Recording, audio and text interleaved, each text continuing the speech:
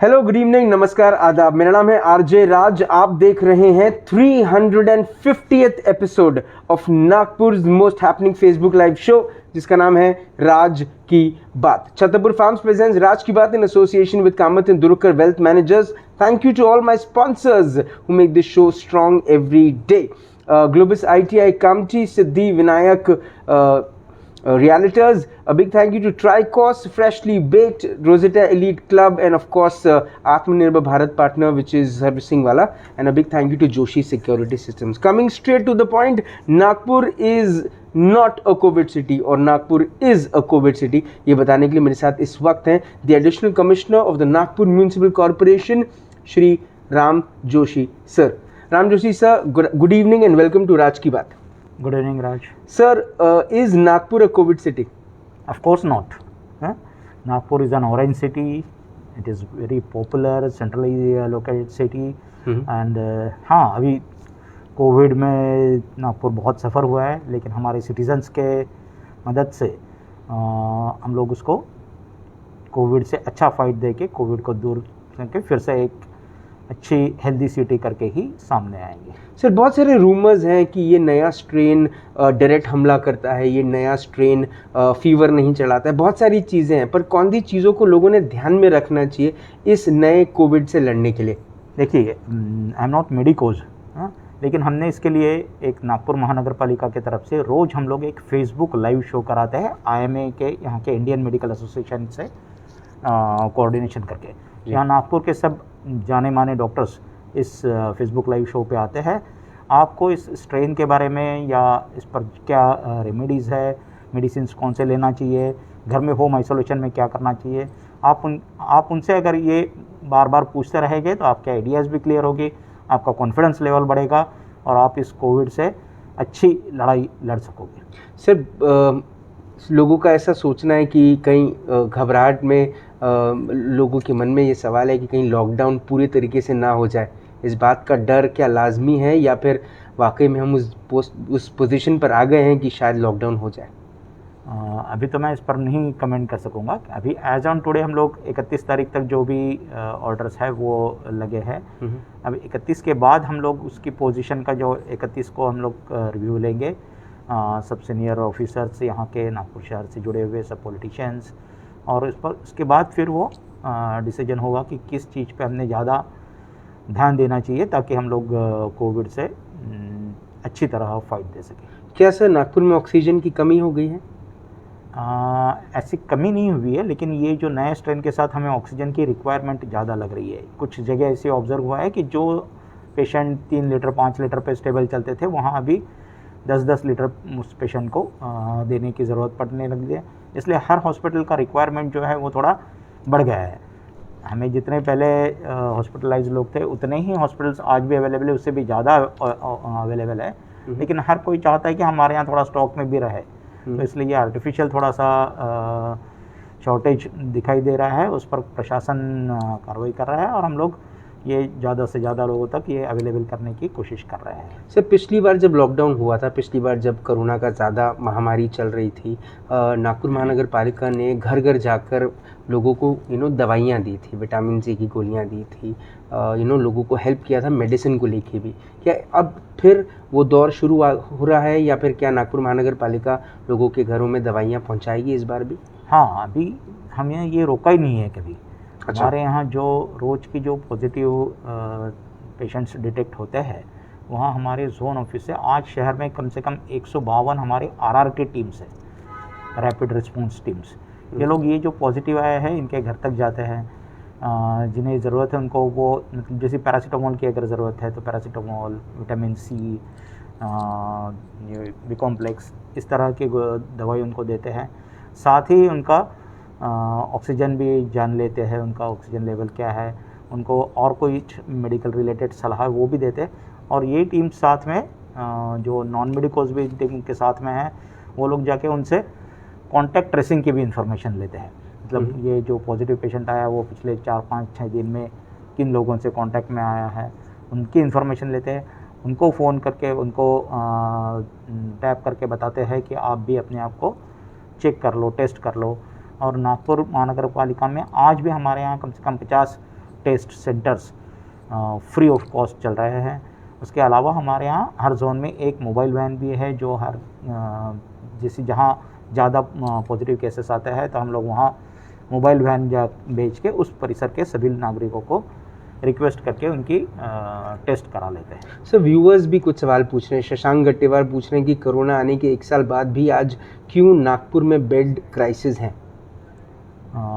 ऐसा है कि जो अपेक्षा थी कि बीच में हमारे यहाँ लगातार करीब करीब 60 हॉस्पिटल्स, प्राइवेट हॉस्पिटल्स भी खुल गए थे, गवर्नमेंट हॉस्पिटल्स की भी सभी बेड्स अवेलेबिलिटी हो गई थी।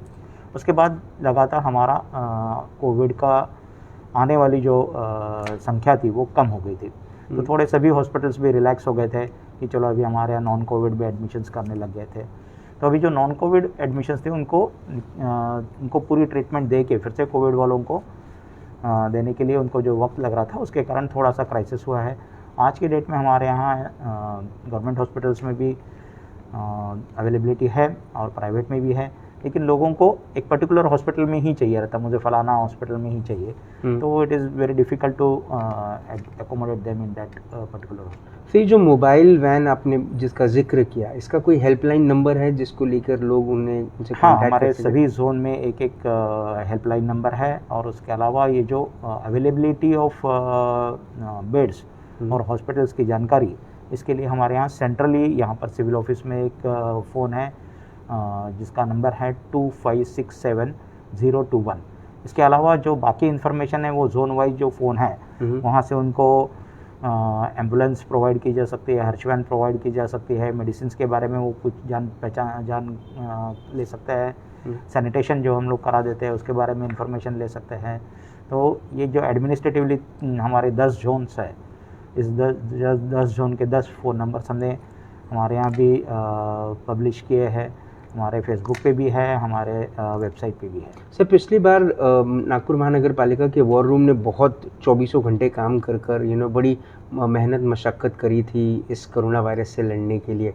इस बार क्या कॉल सेंटर का डेप्यूटेशन होगा? क्या कॉल सेंटर भी वापस से नागपुर महानगर पालिका अपना शुरू करेगी जहाँ पर लोगों को आसानी से मेडिसिन बराबर मिल जाए, बेड्स की अवेलेबिलिटी के इश्यूज सॉल्व हों, मोबाइल वैन के इश्यूज सॉल्व हों, ये सब होगा? हाँ, आज भी हो रहा है। आज भी हमारा जो सिविल लाइन का मैं जो नंबर बताया ना 2567-021, यहाँ पर हमारे साथ कुछ NGOs के लोग आज भी हमारे साथ काम कर रहे हैं, हम लोग भी काम कर रहे हैं, हमारे कर्मचारी भी उस पर काम कर रहे हैं। अभी काफ़ी कर्मचारियों को भी ये सब चीज़ें मालूम हो गई, तो अभी आसानी से उनको हम लोग रिप्लाई कर सकते हैं कि यहाँ फलाना ये हॉस्पिटल में इतने बेड्स है, ये है, वो है, एम्बुलेंस इस नंबर पे मिल जाएगी, ये आप यहाँ रहते तो आपका जोन ऑफिस यहाँ है, वहाँ आप संपर्क कीजिए। तो ये हेल्प जो हम पहले भी करते थे उसी तरह आज भी हम लोग NGO की मदद से ये भी कर रहे हैं। सर आखिरी के मेरे 2-3 सवाल। सर मंगल कार्यालय और हॉल्स जो हैं, पिछली बार भी उनके एसोसिएशन ने हाथ बढ़ाया था, मदद करी थी काफ़ी, नागपुर महानगर पालिका की भी मतलब एज एन NGO बनकर काफ़ी सहायता करी थी। क्या हम वापस से मंगल कार्यालय और हॉल्स को लेकर क्या उन्हें क्वारंटाइन सेंटर नहीं बना सकते? शशांक गट्टेवार पूछ रहे हैं क्या उन्हें हॉस्पिटल में तब्दील नहीं किया जा सकता, क्योंकि उनके पास इंफ्रास्ट्रक्चर है, सिर्फ बेड्स और मेड्स अगर मिल जाएं तो शायद। कैसा है, एक एक्ट है Bombay registration of hospitals act, इसके तहत जो हॉस्पिटल रजिस्टर्ड हुए हैं वही हॉस्पिटल्स हमें डेडिकेटेड कोविड हेल्थ हॉस्पिटल्स या DCHC करके हम लोग चला सकते हैं। जो मंगल कार्यालय है वहाँ तो हमें हॉस्पिटल की जो मिनिमम सुविधाएं होती है, जहाँ ऑक्सीजनेटेड बेड्स है, ICU है, ये जब तक अवेलेबल नहीं होता तब तक उसमें वो रजिस्ट्रेशन ही नहीं कर सकते, और जब तक हॉस्पिटल ही रजिस्टर्ड नहीं है तो उसको कोविड हॉस्पिटल कैसा कर सकेंगे जी। तो लेकिन हम लोग ये मंगल कार्यालय इनकी मदद हम लोग वैक्सीनेशन के लिए ले सकते हैं। NGOs अभी आप जानते हैं कि यहाँ हमारे लिए सबसे फोकस्ड है भी वैक्सीनेशन, जितना ज़्यादा हम लोग वैक्सीनेट करेंगे उतना हमारा ये जो कोविड का है इसको कंट्रोल करने में मदद होगी। अभी सरकार ने 45+ वालों के लिए भी 1 तारीख से वैक्सीनेशन ओपन कर दिया है। तो मेरी इसी बहाने सभी को रिक्वेस्ट रहेगी कि आप अपने आप को मोबाइल से, अगर आप 45+ हो तो मोबाइल से अपने आप को रजिस्टर्ड कर लो, आपको उसमें एक अपॉइंटमेंट भी आ जाएगी और उस तहत आपके आसपास के वैक्सीनेशन सेंटर पे आज हमारे यहाँ नागपुर महानगर पालिका के जुरिस्डिक्शन में गवर्नमेंट के जो हॉस्पिटल्स है, यहाँ सभी जगह फ्री वैक्सीनेशन कैंप है। मैं ये भी आपको बताना चाहता हूँ इसी दौरान कि कुछ हॉस्पिटल्स में हमारे यहाँ सुबह 8 से लेकर रात को 10 बजे तक वैक्सीनेशन की प्रोविज़न है जी। हमारे महानगर पालिका के जो वैक्सीनेशन सेंटर्स है, जैसे कि इंदिरा गांधी रुग्णालय गांधीनगर, जैसे कि पांचपौली रुग्णालय, केटी नगर hospital, isolation hospital, Mahal hospital, जहाँ की इसके अलावा जीएमसी, आईजीएमसी, यहाँ सभी जगह रात को 10 बजे तक हमारे कर्मचारी वैक्सीनेशन के लिए बैठे हैं। लोग इसका पूरा फ़ायदा उठाएं और सभी यूथ से भी अपील है कि आपके घर में 45 प्लस वाला कोई भी अगर आदमी है, व्यक्ति है, तो उनको आप वैक्सीनेशन ज़रूर करा लीजिए। उसके लिए जो टेक्निकल हेल्प है वो बहुत कोई उसमें स्किल नहीं लगता, it's not a rocket science. आप कोविड ऐप पे या कोविन पे चले जाओ तो आसानी से आप उनको आधार नंबर पे रजिस्टर कर लोगे और उनको, ताकि वहाँ उनको आसानी से वैक्सीनेट भी हो जाए। सर नीलेश बम्बानी पूछ रहे हैं, how will this number get reduced, कम कैसे होगा सर? कैसे ये जो कोविड पॉजिटिव हो रहे हैं उसका नंबर कम कैसे होगा? कहा जाता है कि vaccination is the only solution. तो हम लोग वैक्सीनेशन को जितना ज़्यादा से ज़्यादा, मतलब ऐसी लेन या ऐसी मोहल्ला या ऐसा वार्ड रहना चाहिए कि जहाँ कोई भी आदमी 45 उससे ऊपर वाला कोई भी आदमी विदाउट वैक्सीनेटेड नहीं है। अभी हम लोग जो कैजुअलिटीज देख रहे हैं, डेथ देख रहे हैं, वहाँ हमारे यहाँ सीनियर सिटीजन्स की ही ज़्यादा डेथ हो रही है। तो अगर हम उन लोगों को प्रोटेक्ट कर लो तो फिर हमारा नंबर ऑफ डेथ कम हो जाएगी, नंबर ऑफ डेथ कम हो जाएगी, आने की संभावना कम हो जाएगी। ऐसा नहीं है कि वैक्सीनेशन के बाद नहीं होगा, लेकिन आपकी सीवियरिटी कम हो जाएगी। तो डेथ तक आप पहुँचेंगे नहीं। आप उसको, जैसे कि बाकी सब छोटी छोटी बीमारियाँ होती है वैसे ही उसका एक रवैया रहेगा। तो हमें आसानी से कोविड के लिए यही एक जादुई चीज़ है कि vaccination is the only solution. Sir Kunal Maurya पूछ रहे हैं, एनजीओ अप्रोच कर रही है एनएमसी को, लेकिन with their team, but there is no response from NMC. As far as vaccination is concern, all NGOs are welcome. अगर कोई किसी को आपको रिस्पॉन्स नहीं मिला है तो you can contact directly with me, I will help you out. Actually ये सब वैक्सीनेशन का प्रोग्राम सिर्फ एनएमसी का नहीं है, सिटीजन्स के लिए है। तो I appeal all NGOs to come forward and उसमें कोई बहुत ज़्यादा मेहनत करना भी नहीं है हमें। तो कोई किसी के भी मोबाइल पे, आजकल सभी के पास स्मार्टफोन्स है, किसी के भी मोबाइल से आप एक मोबाइल नंबर से 4 लोगों को रजिस्ट्रेशन कर सकते हैं। या रजिस्ट्रेशन करके आप उनको गाइड कर सकते हैं कि फ़लाना वैक्सीनेशन सेंटर आपको पास में है। अगर आप चाहते हैं कि नहीं, मुझे गवर्नमेंट के पास नहीं चलना है, तो आप प्राइवेट में भी जा सकते हैं। प्राइवेट वालों के लिए भी रेट पर पाबंदी लगाई है, 250 रुपये ही वो एक वैक्सीनेशन का ले सकता है। There are thousands of the people who can afford to go for 250 rupees also. और जिनको फ्री चाहिए उनके लिए भी हमारे काफ़ी सेंटर्स खुले हैं। अगर सभी एनजीओज़ ने ये, जैसे कि सब एनजीओ ने हमारे यहाँ शुरुआत में बहुत अच्छा काम किया। जब लॉकडाउन जब नागपुर में चला तो Nagpur was the most ideal city कि सभी जो लेबर्स वगैरह जो आसपास से चलते चलते आ रहे थे, तो वो कहते थे कि नागपुर ने बहुत अच्छा काम किया, हमें सबसे सेटिस्फैक्शन नागपुर में मिला। तो ये जो नागपुर की इमेज है, ये से एनजीओज़ के तहत हम लोग और इम्प्रूव कर सकते हैं। The more we do the vaccination, the more safer we will live for the COVID. So one last message you like to give it to everybody who's watching your show, and you would like to tell them, what is that when it comes to coronavirus? As far as corona की लड़ाई तो हम लोग लड़ ही रहे हैं। ये तो अभी और यूनाइटेडली लड़ने की ज़रूरत है। इसको फिनिश करने के लिए हमें वैक्सीनेशन की तरफ बहुत ज़्यादा ध्यान देना है। आप आपके जान पहचान में, आपके मोहल्ले में, आपके नॉलेज में जो भी 45 प्लस है, see that he should be vaccinated। ऐसी कोई भी छूटना नहीं चाहिए। ये अगर हम लोगों ने अपने आप में थाम लिया तो कोरोना का जल्दी ही नागपुर से ख़त्म करने में, नागपुर से भगाने में हम कामयाब हो जाएंगे। सर आपने अपना वक्त दिया, आपने हमसे बात करी, उसके लिए बहुत बहुत धन्यवाद। Thank you Raj. Ram Joshi sir, मुझे ऐसा लगता है कि Ram Joshi sir and the complete team of Nagpur महानगर पालिका is also trying real hard.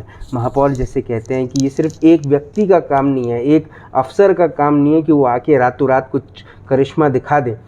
जिस समय से नागपुर शहर में कोरोना वायरस ये आया, तब से मुझे ऐसा लगता है कि राम जोशी सर भिड़े हुए हैं, मतलब ना दिन देखते हैं ना रात देखते हैं, भिड़े हुए हैं। नागपुर महानगर पालिका की पूरी टीम काम कर रही है इस वक्त, एनजीओज़ काम कर रहे हैं, लेकिन शायद कमी सिर्फ आ रही है तो हमारे सिटीजन्स की तरफ से, हमारे तरफ से। क्या रिक्वेस्ट है? रिक्वेस्ट बहुत सीधी है मास्क पहनिए, सैनिटाइजेशन कीजिए। आपके घर में अगर कोई बुज़ुर्ग है जिसकी उम्र 45 प्लस है हाँ, तो सर, कृपया उन्हें वैक्सीन हाँ, सर। दिलवाइए और वैक्सीन दिलवाकर उन्हें हेलो, कोरोना हाँ, वायरस डॉक्टर से साहब। लड़ने कीजिए। कल शाम को 5 बजे होगी हाँ, हाँ, मुलाकात बोला। इंद्राज की बात। तब तक आप अपना ध्यान रखें, सुरक्षित रहें, स्वच्छ रहें, स्वस्थ रहें, मस्त रहें। कोरोना वायरस को हराने में नागपुर शहर और नागपुर शहर की म्युनिसिपल कॉर्पोरेशन की मदद करें। एंड अबव ऑल वैक्सीनेशन करवाएं सबका, बहुत ज़रूरी है नाही फक्त त्यांचं है ना। त्यांची एक theory आदमी होती से की करिश्मा नहीं होगा, त्याचा, हम सब मिलकर करिश्मा करेंगे। बॉन्ड पिरियड और जिंदा येईल का? जय हिंद।